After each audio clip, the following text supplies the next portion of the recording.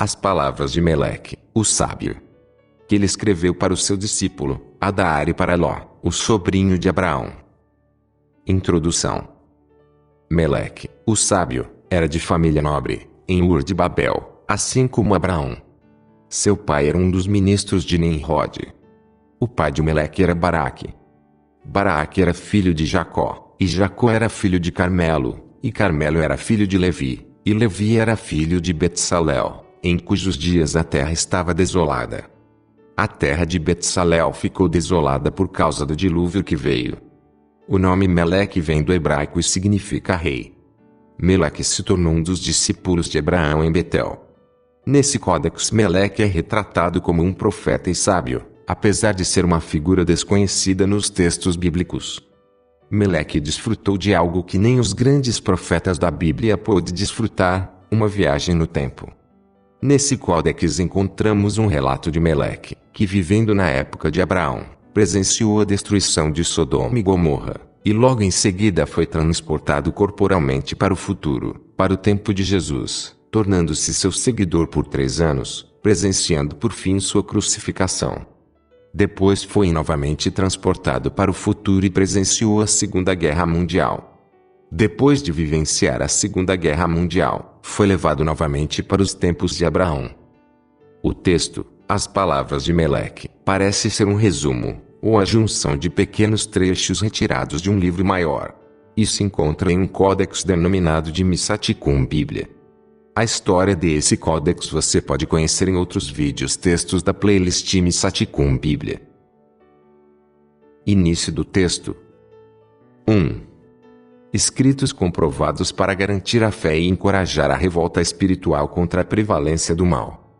Assim sendo afirmado, Ló e Adar, prestem atenção ao espírito de sabedoria. 2. Assim diz Meleque, o justo e sábio. Eu olho para a terra e vejo a sua beleza, mas o horror prevalece e eu pergunto, por que isso? A resposta virá em breve. Amém. 3. No 219º ano após a separação de Israel de Efraim, subimos ao monte do Egito. 4. Sim, todos vocês participantes do momento, eu digo, voltem. Mude seus caminhos do mal. Sabendo que a porcentagem de vocês é vasta e governa para a ignorância, o engano e a corrupção. O que garantirá o benefício a nós, puros, honestos, genuínos e dignos habitantes da lei da justiça. 5. Pelo contrário, vocês, governantes maus e congregações de más obras e pessoas incrédulas, só se manifestarão por apenas uma temporada. Aleluia! Pois os pacíficos herdarão a terra. 6.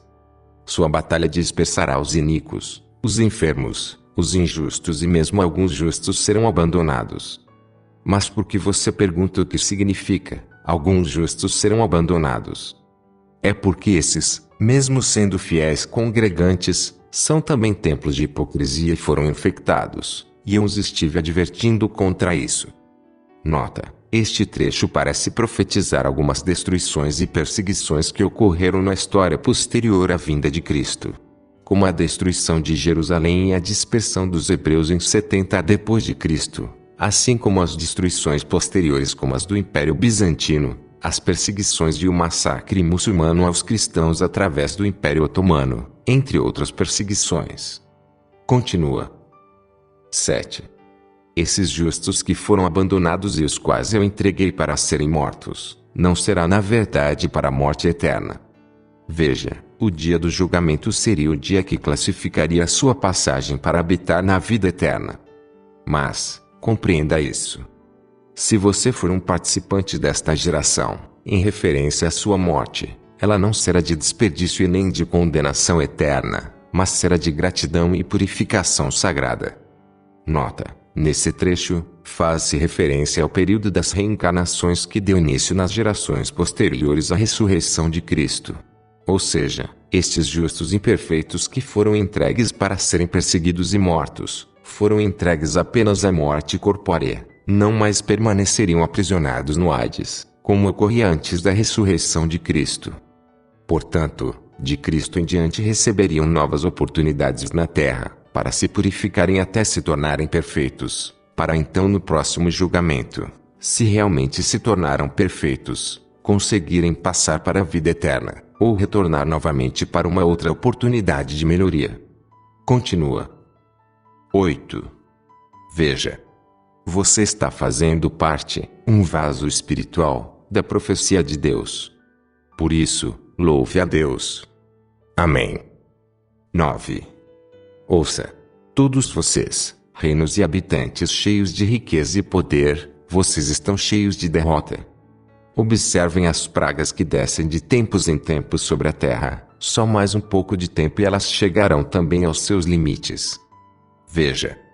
Você certamente deve implorar por perdão. Sou um Deus zangado e ciumento, mas sou um Deus que perdoa. Amém. Santo, Santo, Santo. 10.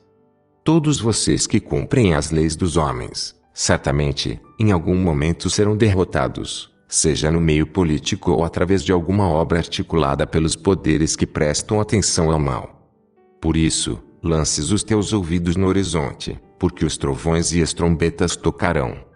Não pretendo lançar pedras sobre a mão que o alimenta, no entanto, rebeldes, rebeldes, rebeldes contra a marca. Amém. 11. Assim diz Meleque, de acordo com a palavra de Deus. Eu olhei para a terra desde o monte do Egito. O mundo está desaparecendo rapidamente. Ouça, Deus vai te julgar. 12. Porque os ricos irritam os pobres. Seria porque os pobres atraem os ciúmes deles. Deus diz, malditos sejam os governantes que julgam mal meus próprios pobres. Eles entrarão em tormento eterno junto com o seu Deus. Ouçam. O enxame está vindo do poço para ferir aqueles que nos oprimem. Aleluia. 13. Agora eu vejo a verdade. Os campos estão amadurecendo rapidamente. Ó Deus, este é o tempo da colheita. Mas apresse-se, pois eles podem não durar até você chegar. 14. Observem, pois estes são os sinais dos tempos da colheita. Quando uma nova pestilência, epidemias ou pragas deformadas estiverem no limiar de sua existência.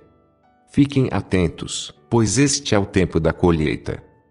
Pois Deus disse, a carne do homem se esvairá em pestilência. Porém, quando isso acontecer, mantenha-se firme, mesmo que a praga chegue até você. Alegre-se, pois Deus intervirá para salvar seus pobres deste flagelo. 15.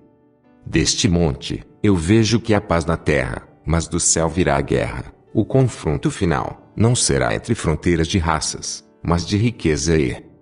Trecho fragmentado. 16.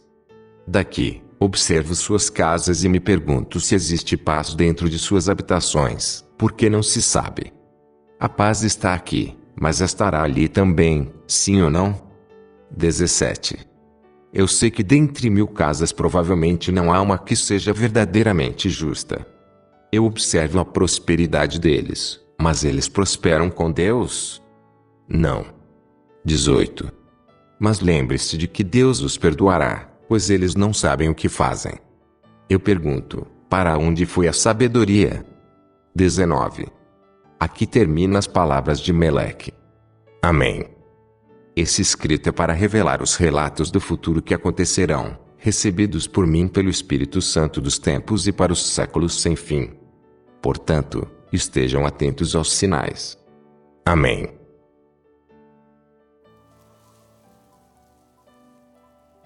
Ficamos por aqui. Se inscreva no canal e ative o sininho de notificações e procure sempre interagir com o canal para que o YouTube possa lhe encaminhar um alerta de novos vídeos assim que forem postados.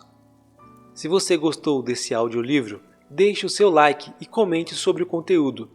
Compartilhem os audiolivros do canal em suas redes sociais, blogs e sites e ajude-nos na divulgação do conhecimento.